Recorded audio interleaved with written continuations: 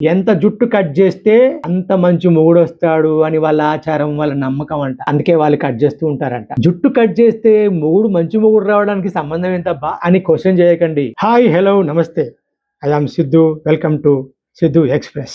మీరు ఏ అమ్మాయినైనా తీసుకోండి, మంచి హెయిర్ స్టైల్ మెయింటైన్ చేస్తుంది, మంచి దట్టమైన జుట్టు కావాలనుకుంటది. కొంచెం జుట్టు రాలిపోయిందా మామూలు బాధ ఉండదు. మనకి కూడా జుట్టు రాలితే చాలా చాలా బాధ ఉంటది. ఒక ఆయన అడుగుతాడు, నీకున్న సమస్య ఏంటి అంటే, చాలా సమస్యలు ఉన్నాయి కానీ దాంట్లో పెద్ద సమస్య నా జుట్టు రాలిపోతుంది, ఇప్పుడు ఏం చేయాలి అర్థం కావట్లేదు, పంపదీసి బట్టతల వస్తుంది, ఏమైనా భయం అవుతుంది అని అంటాడు. అలాగా అబ్బాయిల బట్టతలని ఎవరు ఆపలేరు కానీ అమ్మాయిలలో జుట్టు రాలిపోతుంటే మాత్రం చాలా ఫీల్ అవుతుంటారు. కానీ ఈ విషయం అందరూ లేడీస్ కి సెట్ కాదు.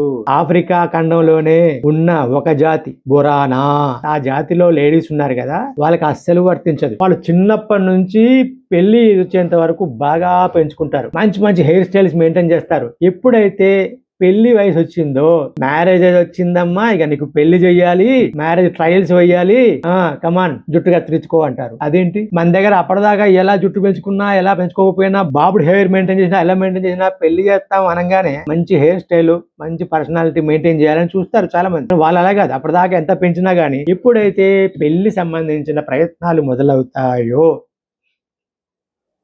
కట్టే ఎంత జుట్టు కట్ చేస్తే అంత మంచి మొగుడు వస్తాడు అని వాళ్ళ ఆచారం, వాళ్ళ నమ్మకం అంట. అందుకే వాళ్ళు కట్ చేస్తూ ఉంటారంట. జుట్టు కట్ చేస్తే మొగుడు మంచి మొగుడు రావడానికి సంబంధం ఏంటబ్బా అని క్వశ్చన్ చేయకండి. నమ్మకాలు అంతే, క్వశ్చన్ చేయకూడదు. ఎందుకంటే మిమ్మల్ని ఎవరు అడగట్లేదు కదా, వాళ్ళని. మరి ఎంత కట్ చేస్తే అంత మంచి మొగుడు వస్తే మరి గుండు గీస్తానో అని మీకు అనిపించిందా? కరెక్ట్, నాకు అదే అనిపించింది. గుండు గీస్తే ఇంకా మంచి మొగుడు వస్తాడట. మంచి మంచి మంచి మంచి మొగుడు, మంచి మొగుడు, మంచి అత్త, మంచి మామ, మంచి ఫ్యామిలీ వచ్చేస్తాయట. అందుకే కొంతమంది మాకు మంచి సంబంధం కావాలి, నాకు మంచి భర్త కావాలి, చాలా మంచి కావాలనుకున్న వాళ్ళందరూ ఫస్ట్ గుండు గీయించుకుంటారంట. పర్వాలేదులే కొంచెం మంచోడు వస్తే చాలా అనుకున్న వాళ్ళు కొంచెం కట్ చేపించుకుంటారు. చాలా మంచోడు కావాలనుకున్నప్పుడు చాలా కట్ చేసుకుంటారు. మొత్తం మంచోళ్ళే కావాలి, చాలా చాలా చాలా మంచోళ్ళు కావాలనుకున్నప్పుడు గుండు గీయించుకుంటారు. మీరు అక్కడికి వెళ్ళండి, బొరానా దగ్గరికి, బొరానా జాతుల దగ్గరికి వెళ్ళండి, గుండ్లే ఎక్కువ కనపడతాయంట. ఎవరికైనా చాలా మంచి ఫ్యామిలీ కావాలనుకుంటారు కాబట్టి బోడి గుండ్లే ఎక్కువ కనిపిస్తుంటాయి. కానీ ఒక్కటి విషయం చెప్పాలా, జుట్టులోనే అందం ఉంది అని మనం అనుకుంటే జుట్టులో అందం ఉంది, జుట్టులో అందం ఏముందయ్యా అని మనం అనుకుంటే అలా ఏమి లేదు. మన మైండ్ సెట్, మనం ఎలా అనుకుంటే అలా. వాళ్ళకి నమ్మకం అది, వాళ్ళ మైండ్ సెట్ అది. అలాగా అందరూ గుండు చేయించుకున్న వాళ్ళందరికీ, జుట్టు కట్ చేయించుకున్న వాళ్ళందరికీ మంచి భర్తలే వచ్చారా, మంచి ఫ్యామిలీలే వచ్చాయంటే ఏమో అవ్వని తెలియదు. నమ్మకాలు నమ్మకాలే, నమ్మేవాళ్ళు నమ్మేవాళ్ళే. అలా క్వశ్చన్లు చేయకూడదు. అట్లా అనుకుంటే మరి మన దగ్గర కూడా పనికిరాని నమ్మకాలు, పనికిరాని విశ్వాసాలు, క్వశ్చన్ చేయకూడనివి చాలా ఉన్నాయి. అందుకని మనం వాళ్ళని క్వశ్చన్ చేస్తే వాళ్ళు మనం క్వశ్చన్ చేస్తారు. ఏమి రాత్రిపూట కాగానే గోల్ ఎందుకు కట్ చేయకూడదు, మంగళవారం పని ఎందుకు మొదలు పట్టకూడదు వాళ్ళు అడిగారు అనుకో, ఏం చెప్తాం ఆన్సర్లు? మనకు మొదటి నుంచి వచ్చాయి, నిజమో అబద్ధమో చేద్దాం అని చేస్తూ ఉన్నాం కదా. అలాగే మనం కూడా బొరానా వాళ్ళని అస్సలు క్వశ్చన్ చేయొద్దు. ఇంకో విషయం, జుట్టు విషయం కదా, జుట్టు ఎంత ఉంటే, ఎంత ఒత్తుగా ఉంటే అన్ని స్టైల్స్ వేసుకోవచ్చు, అంత అందము అని మన మైండ్ సెట్. అందుకే చాలా మంది లేడీస్ జుట్టు కోసం చాలా తాపత్రయపడతా ఉంటారు. మీకు జుట్టు కావాలనిపించిందా పెంచుకోండి, హెయిర్ స్టైల్స్ కావాలా చేసుకోండి, ఎవరి ఇష్టం వాళ్ళది అంతే. మరి లేడీస్ అంత పెద్ద పెద్ద జుట్లు మెయింటైన్ చేస్తారు, ఎట్లా మెయింటైన్ చేస్తారబ్బా? ఎంత ఓపిక వాళ్ళకి. నిజంగా అమ్మాయిలకి, మహిళలకి మనం ఎప్పుడు హ్యాట్సాప్ చెప్పాలబ్బా. వాళ్ళకు ఉండే కష్టాలు మనకి లేవబ్బా. ఆడవాళ్ళు పడే కష్టాలు మన సగం కూడా పడట్లేదబ్బా. ఎగ్జాంపుల్ జుట్టే, ఇంకా చాలా ఉన్నాయి. ఇప్పుడు జుట్టు మ్యాటర్ కాబట్టి నేను జుట్టు గురించి చెప్తున్నా. జుట్టు ఒకటేనా అని అనేది కొంపదీసి. బొరానా మహిళల పరిస్థితి ఏంటి, వాళ్ళు ఎందుకు అలా చేస్తారు, మన దగ్గర ఇట్లా ఏంటి అని అంటే, ఏ జాతికి ఆ జాతి, ఏ తెగకి ఆ తెగ, ఏ దేశానికి ఆ దేశం, ఏ ప్రాంతానికి ఆ ప్రాంతం, అలాగే ఉంటాయి కదా. ఇలాంటి ఇంట్రెస్టింగ్ గా ఉండే విషయాలు సరదాగా చెప్పుకోవడానికి, ఎంజాయ్ చేయడానికి, రకరకాల వీడియోస్ చేయడానికి నేను రెడీగా ఉన్నా. మీరు మాత్రం సిద్ధు ఎక్స్ప్రెస్ ని తప్పకుండా సబ్స్క్రైబ్ చేయండి, లైక్ చేయండి, షేర్ చేయండి, బెల్ కొట్టండి, కామెంట్ చేయండి. ఏమంటారు? అంతే కదా. Thank you, thank you.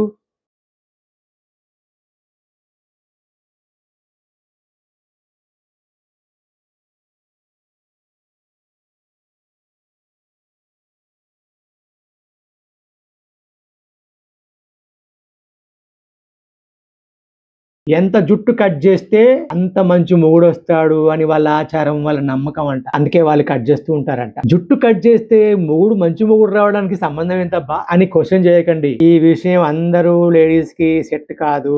Africa ఖండంలోనే ఉన్న ఒక జాతి బొరానా, ఆ జాతిలో లేడీస్ ఉన్నారు కదా, వాళ్ళకి అస్సలు వర్తించదు. వాళ్ళు చిన్నప్పటి నుంచి పెళ్లి వచ్చేంత వరకు బాగా పెంచుకుంటారు. ఎప్పుడైతే పెళ్లి వయసు వచ్చిందో, మ్యారేజ్ ఏజ్ వచ్చిందమ్మా, ఇక నీకు పెళ్లి చెయ్యాలి, కమాన్ జుట్టు కత్తిరించుకో అంటారు. అదేంటి మన దగ్గర అప్పటిదాకా ఎలా జుట్టు పెంచుకున్నా ఎలా పెంచుకోకపోయినా పెళ్లి చేస్తాం అనగానే మంచి హెయిర్ స్టైల్, మంచి పర్సనాలిటీ మెయింటైన్ చేయాలని చూస్తారు చాలా మంది. వాళ్ళు అలా కాదు, అప్పటిదాకా ఎంత పెంచినా గానీ ఎప్పుడైతే పెళ్లి సంబంధించిన ప్రయత్నాలు మొదలవుతాయో కట్టే ఎంత జుట్టు కట్ చేస్తే అంత మంచి మొగుడు వస్తాడు అని వాళ్ళ ఆచారం, వాళ్ళ నమ్మకం అంట.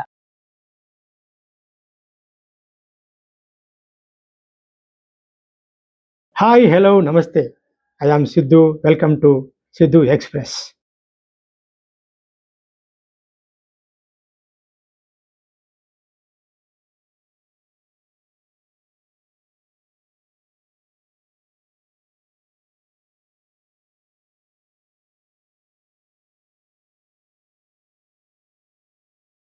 మీ స్టైల్లో మీరు నడవండి, లేదా పలానా హీరో స్టైల్లో నడవండి అని ఆఫ్రికాకి వెళ్ళి అక్కడ ఇథియోపియా అనే దేశంలో ఉన్న వాళ్ళకు చెప్పారు. అక్కడ బన్నా అని ఒక తెగాలు ఉన్నారు. వాళ్ళు మామూలు వాళ్ళు కాదు. వ్యవసాయం పని చేసేటప్పుడు ఇంపార్టెంట్ టైంలోనో ఆ కర్రలు ఉండవు, కానీ మిగతా టైంలో కర్రల మీదే నడుస్తారు. అది మామూలు కర్రలు అయ్యి ఇంత హైట్ నువ్వు అంత హైట్, దాదాపు ఒక 10 ఫీట్ల హైట్, వాటి మీద నిలబడి టక్కు టక్కు టక్కు టక్కు నడుచుకుంటూ పోతారు. వాళ్ళని మనం ఇట్లా చూడాలి పైకి. ఎలా చూసినా సరే తలెత్తుకొని చూస్తే తప్ప కనిపించరు మనకి వాళ్ళు. తాతల ముత్తాతల కాలంలో ఆ ఏరియాలో ఎక్కువగా పాములు ఉండేవి. అవి ఊరిక ఎవరిని పడితే వాడిని కసక్ కసక్ అని కరుస్తా ఉండేవి. ఉత్త పుణ్యానికి చచ్చిపోతా ఉండేవాళ్ళు. కర్రల మీద నడవడం అలవాటు చేసుకున్నారు వాళ్ళ తాతలు ముత్తాతలు అని వాళ్ళు చెప్తున్నారు. బన్ను తింటారో లేదో వాళ్ళు, కానీ వాళ్ళ తెగ మాత్రం బన్నా. సో ఆ బన్నాళ్ళు కర్రల మీద ఎంత ఫాస్ట్ గా వెళ్తారంటే మనం పరిగెత్తాలి, రన్నింగ్ రేస్ చేయాలి మనం. ఇది బన్నా జాతి వల్ల కర్రల నడక పురాణం.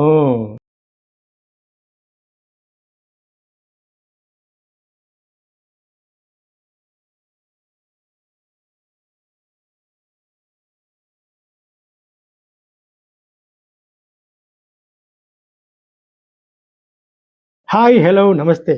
I am Siddhu. Welcome to Siddhu express.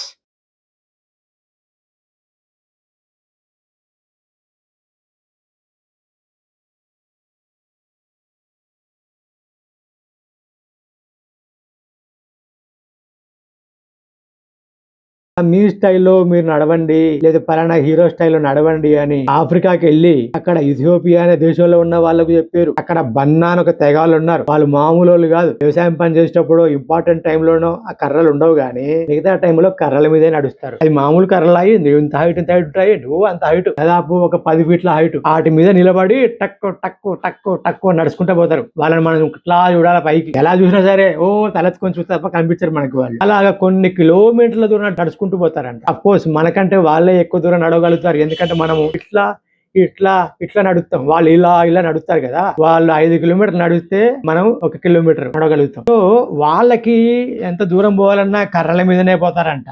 వాళ్ళకి అలవాటు ఎప్పటి నుంచో ఒక ఆచారం లాగా వస్తుంది అది. ఇప్పుడు కొంతమంది ఎందుకు కర్రలు నార్మల్ గా నడుద్దాంలే అని అనుకున్నా, కర్రల మీద నడిచినప్పుడు ఉన్న కంఫర్ట్ వాళ్ళకి నార్మల్ నడకలో నచ్చట్లేదంట.